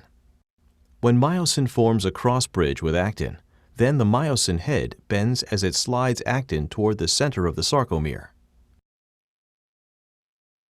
Contraction of the sarcomere is a series of stepwise cycles occurring between the thin and thick filaments simultaneously throughout the sarcomere.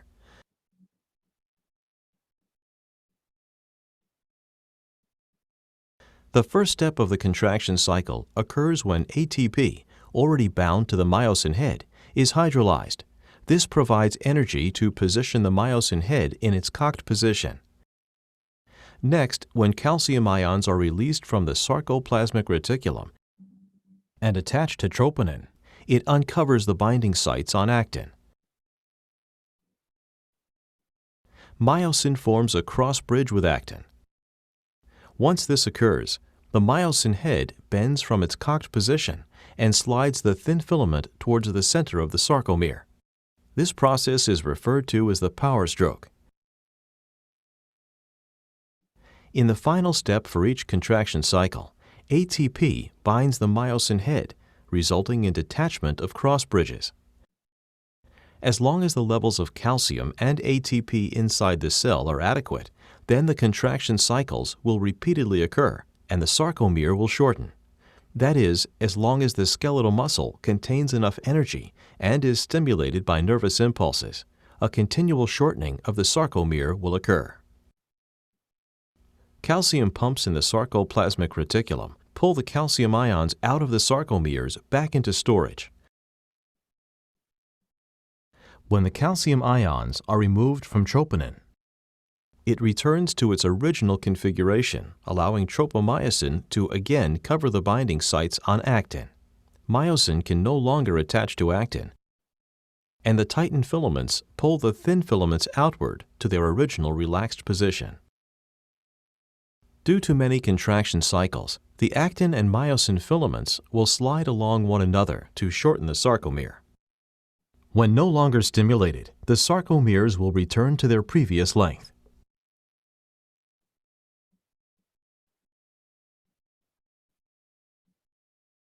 Okay, folks, so there you have a pretty nice video summarizing the next topics we need to get into your notes. I'm not going to attempt to draw any of this because I just can't, but hopefully the video will suffice to give you the imagery in your mind of what's happening as we make a few points in your notes. Is there anything you'd like to ask a question about while I get the note-taking document set up again?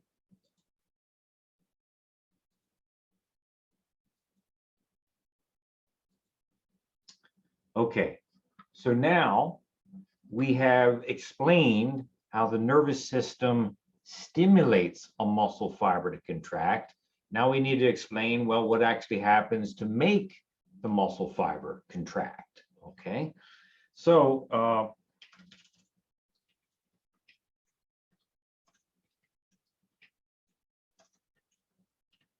understanding muscle contraction physiology, there's different aspects to this that we need to talk about. First, we need to talk about turning the muscle contraction on and off. We need to talk about the gatekeepers, troponin and tropomyosin.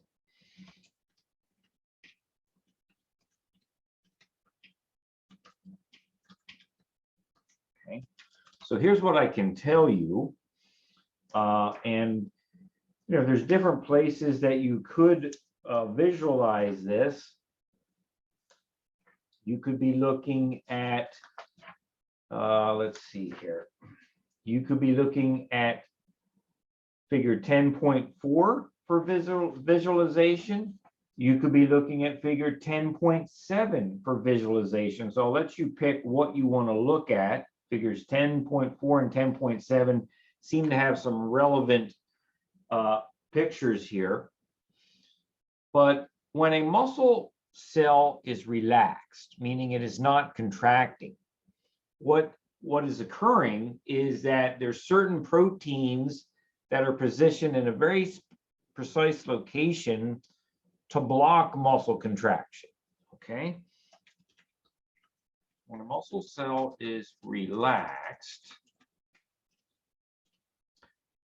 this protein, the video introduced to you, which we put in your notes, an hour ago, called tropomyosin, is laying across actin in such a way that the region of actin that the other protein myosin would typically want to grab onto is physically blocked. So think of tropomyosin as a giant boulder that's in your doorway, and it's preventing you from leaving because it's blocking you, okay? So when a muscle cell is relaxed, tropomyosin is covering the binding sites on actin that myosin wants to grab when the muscle, I'm gonna stop right there. Tropomyosin is covering the binding sites on actin that myosin wants to grab, okay?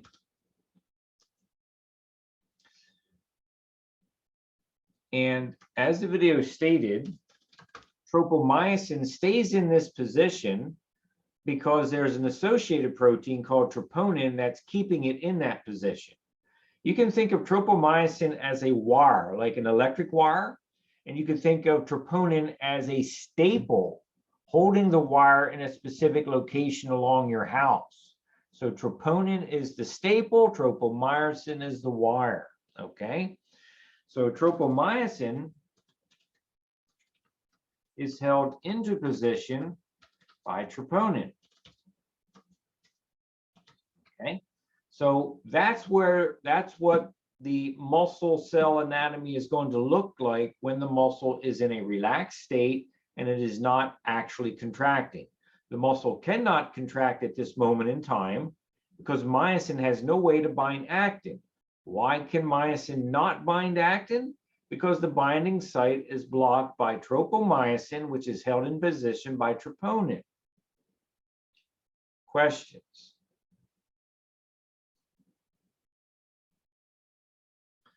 All right, so when the nervous system tells the muscle, I want you to contract, all the events we just spent 45 minutes describing at the neuromuscular junction is going to happen. The end result is that calcium is released from the sarcoplasmic reticulum, and as we answered in the chat window 3 minutes ago, calcium will bind to troponin. When calcium binds troponin, the shape of troponin changes. That's like pulling the staple out of the wood. When you do that, when troponin changes shape, that allows tropomyosin to shift its position. And when it shifts its position, it exposes the binding site on actin that myosin would need to grab, okay? When the nervous system wants a muscle cell to contract, when the nervous system wants a muscle cell to contract, a neuron stimulates the muscle cell to release calcium from the sarcoplasmic reticulum. Okay. The calcium binds to troponin. When I say calcium, I'm talking about calcium ions, right? So that would be Ca+2. Okay. The calcium ions bind troponin, changing the shape of troponin,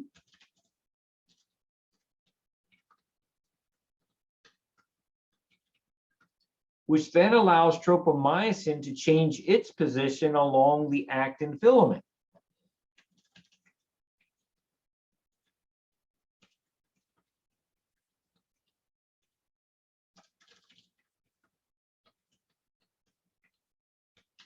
Okay. And so Now, probably, as I look a little deeper at your textbook, I think probably figure 10.7 is your best visualization here. Because if you look at figure 10.7 and you look at panel A, that's showing you what actin and myosin and troponin and tropomyosin look like when the muscle is in a relaxed state. And then when the muscle begins to contract, it shows you the same physiology in picture B as in boy. And you notice if you compare the actin and myosin in picture A to the actin and myosin in position B, what do you notice? The thing you notice is that the binding sites on actin have been exposed in picture B. But in picture A, those binding sites are blocked, right? So take a very careful look at figure 10.7 during your private study time. Okay. This exposes the binding sites. This exposes the binding sites on actin that myosin wants to grab. Okay. All right, folks. So we know what happens to keep a muscle cell from contracting. We know what now happens to actually contract the muscle cell, right? The tropomyosin has to shift position. It does so because calcium binds to troponin. That exposes the binding sites on actin that myosin needs to grab. So we know how the muscle fiber starts the muscle contraction. But we haven't explained how you turn muscle contraction off. If you have a contracting muscle fiber, how does the process get shut off? Okay, so when the nervous system no longer wants the muscle cell to contract, the nervous system will stop electrically exciting the muscle fiber.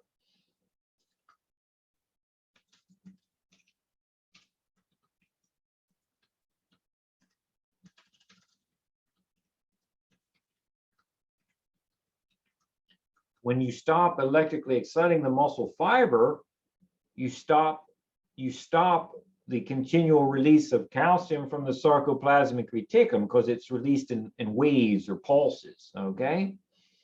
So when the nervous system stops exciting the muscle fiber, you stop releasing calcium from the sarcoplasmic reticulum.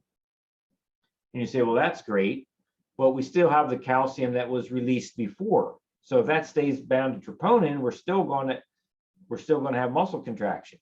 So what happens, and which the video alluded to, is that in the membrane of the sarcoplasmic reticulum, there are these little proteins that have the ability to, for lack of a better analogy, have the ability to suck up, like a tiny little calcium ion vacuum cleaner, to suck up calcium ions, which means the calcium ions start to get pulled off the troponin and pulled back into the sarcoplasmic reticulum, okay? So you remove the calcium from the troponin via the activity of these special protein pumps in the sarcoplasmic reticulum membrane that draws the calcium back into the sarcoplasmic reticulum. So calcium is no longer attached to troponin, which means troponin changes its shape back to its original relaxed state, which causes tropomyosin to again reorient itself across the actin binding sites and block them so that myosin cannot grab them anymore. Okay. Let's get some of this language in your notes here. When the nervous system no longer wants the muscle cell to contract, the neuron will stop electrically exciting the muscle fiber. Special calcium ion pumps embedded in the membrane of the sarcoplasmic reticulum will gently draw calcium off the troponin and back into the sarcoplasmic reticulum.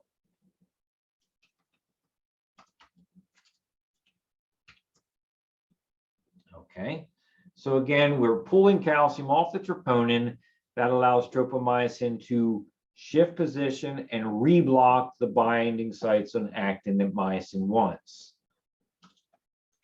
This allows tropomyosin to return to its blocking position on actin. Okay. All right. Folks, any questions about this?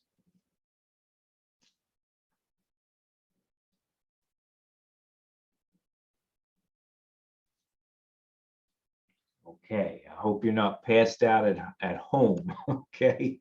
All right, let's continue here. So now we know how the nervous system stimulates the muscle fiber. We know how the stimulation of the muscle fiber leads to the activation of the muscle contraction via calcium. We also know how to turn that off. But we don't yet know the actual mechanics of how the muscle shortens. So let's talk about the physiology of muscle shortening. And truthfully, there's still aspects of how muscles shorten that are an active area of research because there's things we don't quite understand yet. So it's very likely that, 20 years from now, when your children are taking anatomy and physiology, this will very likely be explained differently than it's going to be explained today. Okay. Let's continue here. Number 2, the physiology of shortening muscle fibers. And for this, we're going to be referring to the sliding filament mechanism, which is figure 10.5, and the contraction cycle, figure 10.6.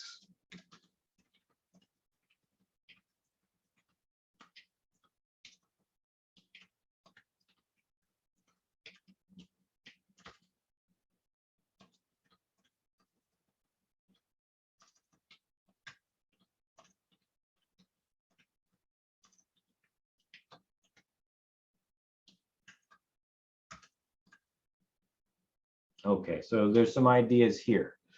All right, so first off, the sliding filament mechanism that you see in figure 10.5 is also called in some textbooks the sliding filament model. So sliding filament mechanism and sliding filament model are the same thing.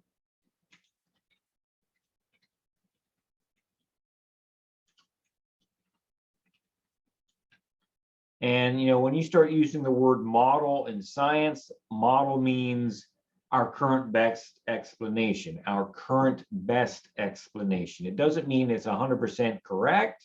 It means what we can say from a scientific perspective now, what we think is true based on available observations and data. Okay. So, let's talk, what I'm going to do is primarily talk about the contraction cycle because the contraction cycle is the essence of the sliding filament model. Let's talk about that.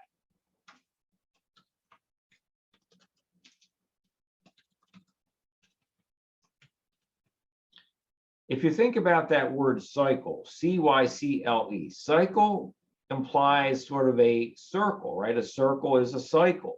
A cycle is a circle. So in other words, if we think about the shape of a circle, if you had a circle in front of you, there really is no beginning or end in a circle, correct? Because we could arbitrarily define a start position and a stop position along the circle. And that's my point with the cycle. The cycle here is a repeating pattern of events. Something happens, something happens, something happens, and it stops. Then we start it again, and it happens and happens again. So it's like the instructions you get on your shampoo bottle at home. Rinse, lather, repeat. Rinse, lather, repeat, right? Rinse, lather, repeat. That's your instructions here. And that's basically what the contraction cycle is all about. There's going to be a series of events we're going to put in your notes, and they simply repeat themselves over and over again as long as the binding sites on actin are exposed to myosin. They will be exposed as long as calcium is available to bind to troponin, okay? So the contraction cycle is a pattern of repeating events that lead to muscle cell shortening, okay?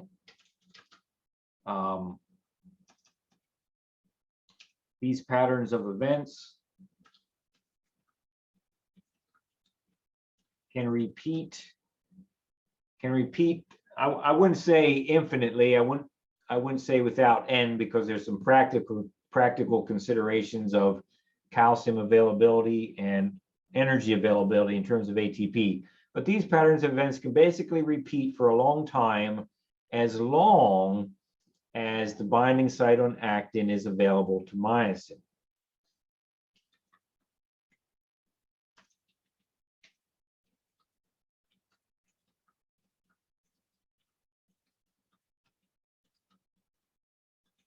Okay, these patterns of events can repeat many times as long as the binding site on actin is available to myosin. Okay, so folks, I'm going to use figure 10.6 here.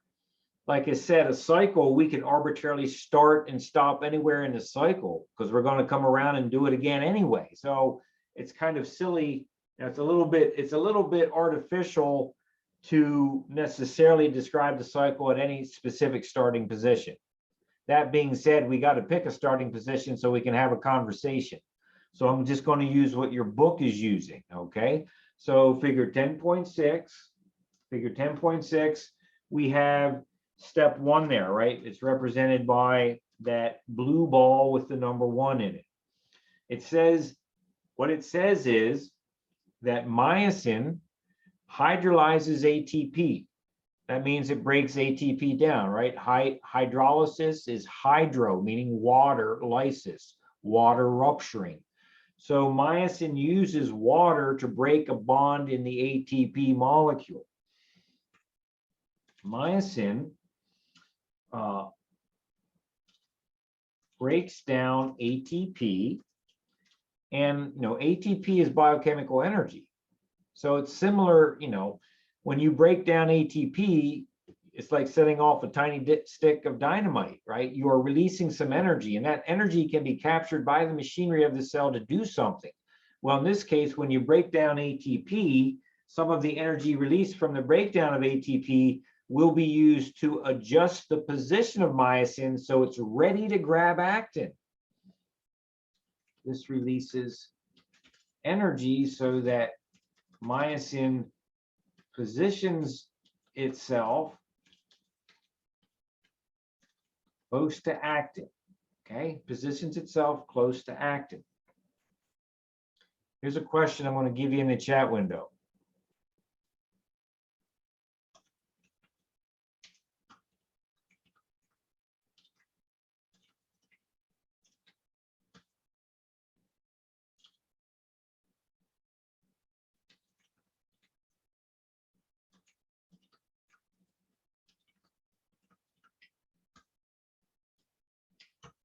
Okay.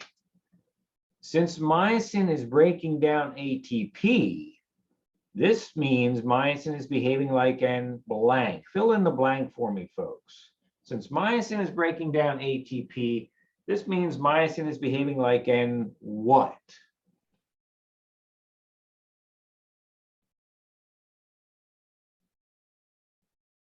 Okay, very good. Noah, Kendall, hopefully they're, Shay, thank you. Hopefully this is making sense to you looking at your screen at home. That means myosin is behaving like an enzyme. And so the point I'm trying to make here is, you might think, no, wait a second, Dr. Allen. An hour ago, you told me that myosin was a structural protein of the muscle fiber. And it is. Myosin is a structural protein of the muscle fiber. But we can also call it an enzyme because of what it does. It's like you are my student, but you are somebody else's son or daughter. You may be somebody else's mother or father. You may be somebody else's supervisor. You might be somebody else's employee. You might be somebody else's volunteer. You're the same person, but we can label you with different names, right? Molecules are the same way. I can give the same molecule different names, and I'm still talking about the same molecule, but I can describe it differently because of different features and characteristics of what the molecule is, where it's positioned, what it does, how it functions, what its behavior is. So myosin is a structural protein that because it breaks down ATP during the contraction cycle, can be appropriately described as an enzyme as well. And remember, the definition of an enzyme is a molecule that accelerates a chemical reaction. It makes it happen quicker. Okay. All right, step 2. Okay, so myosin is broken down ATP in step 1. In step 2, some of that released energy not only is used to reorient the position of myosin, but also allows myosin to reach up and physically bond with actin. This is the cross bridge formation that the video talked to you about, and the cross bridge terminology that you see in your textbook. Myosin binds to actin and forms a cross bridge.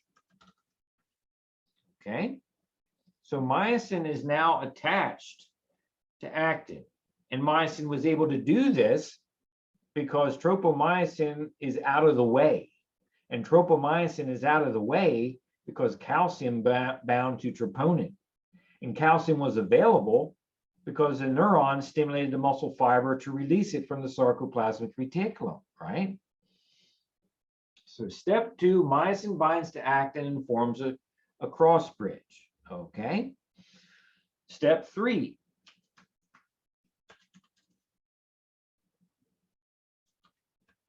Okay, step 3 here, you see what the textbook is telling you. The myosin head pivots, and that means it moves. And in this case, it, for the muscle to shorten, the myosin has to move towards the center of the sarcomere, right? So if my hands were myosin proteins and I wanted to shorten, I'd have to move them towards the center. So the myosin protein moves towards the center of the sarcomere, and because myosin has attached itself to actin, when myosin moves, the actin goes along for the ride, and the myosin and actin filaments slide across each other. Their degree of overlap increases because you are shortening the sarcomere. Okay, so step 3, myosin head moves towards the center of the sarcomere, dragging actin along with it. This is going to be the stage where literally the sarcomere is shortening, so the myofibril shortens. So we tug on the dystrophin, we tug on the sarcolemma, so the actual muscle shortens. And if we continue that conversation with the connective tissue, we're going to tug on the bone and move that as well. Okay. This step is the actual shortening of the muscle fiber. Okay, this step is the actual shortening of the muscle fiber. Okay, now of course, what you're seeing in figure 10.6 is representing very, very tiny molecules. So you're having a very, very tiny molecule, the myosin, move a very, very tiny distance inside the muscle cell. If that single molecule moves a tiny little distance, you're going to get a tiny, tiny amount of contraction, not a whole bunch of contraction. So we need to have thousands of these molecules working as a team to coordinate contraction together. And that's what the video was trying to show you. So I like to think of this entire process that's being described in figure 10.6 as one member of a rowboat team. So think about a rowboat team. If maybe you've ever been in a rowboat, I don't know. I've been in one, but I've never been on a team. Okay. Think about a rowboat team, right? You might have a team of guys and gals in there, and they're working together to race through the water, right? So they grab onto the oar, they push it forward, they slam it down into the water, they pull the oar towards themselves to push the boat forward. Then they lift the oar out of the water and repeat those events, right? Push the oar forward, down into the water, pull towards yourself, up again, forward, down, towards yourself, up, forward, down, towards yourself, up. So you're going to have a team of molecules that represent the contraction cycle working as a coordinated team to do this process over and over again so that I can contract my biceps brachii and pull my lower arm towards my face, right? That's going to happen over and over and over again. So as we continue in figure 10.6, okay, we're at step 3, we've shortened the sarcomere a little bit here. And now, like the ore coming out of the water, I need to reposition myself so I can do the process of rowing another cycle. Go from step 3 to step 4. What's going to happen is, excuse me, you notice as you look at figure 10.6, at step 3, and then glance your eyes to the left to step 4. Before we get to step 4, notice what happens. ADP is released.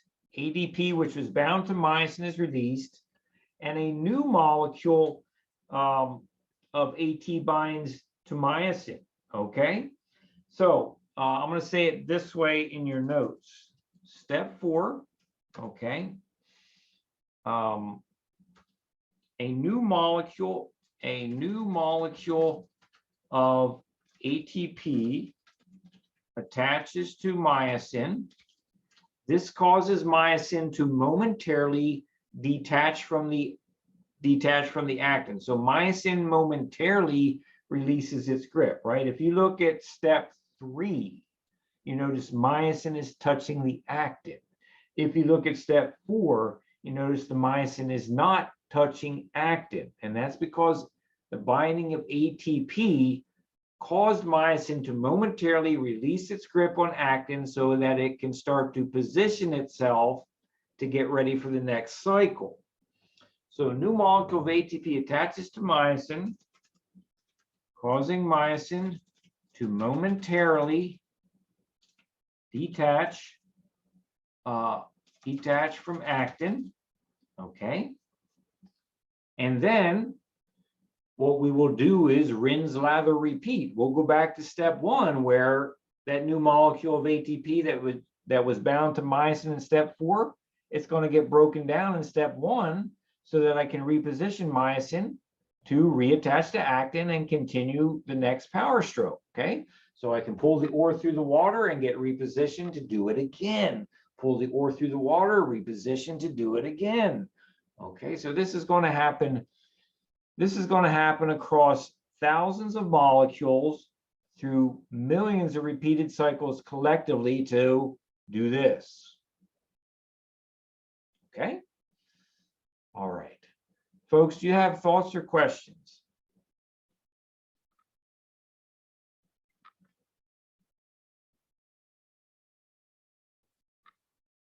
All right. Let me ask you now, because we're not going to see ourselves again before the actual exam on Monday. Do you have any questions you'd like to ask about the exam itself? Since this content is pretty new for chapter 10, how much, can you give us an estimate, roughly percentage-wise, of how many questions will be related to chapter 10? Okay. On a typical exam, the way I try to do it is split up the number of questions evenly between different chapters. So I would anticipate you will probably have about 4 multiple choice questions from chapter 10. You will probably have about 4 fill in the blank questions from chapter 10. And then you have your essay from chapter 10 that I've alluded to about the neuromuscular junction. Okay, that helps. Thank you. All right, so Kelly's asking in the chat window, is the study guide posted? It should be, Kelly. So let me ask everyone. It's posted. Okay. All right, thank you for saying so. Yes, that was my question. It is in the lecture portion of Wiley Plus. The study guide is there. It's been posted for over a week now, right? So, okay. All right, any other questions you'd like to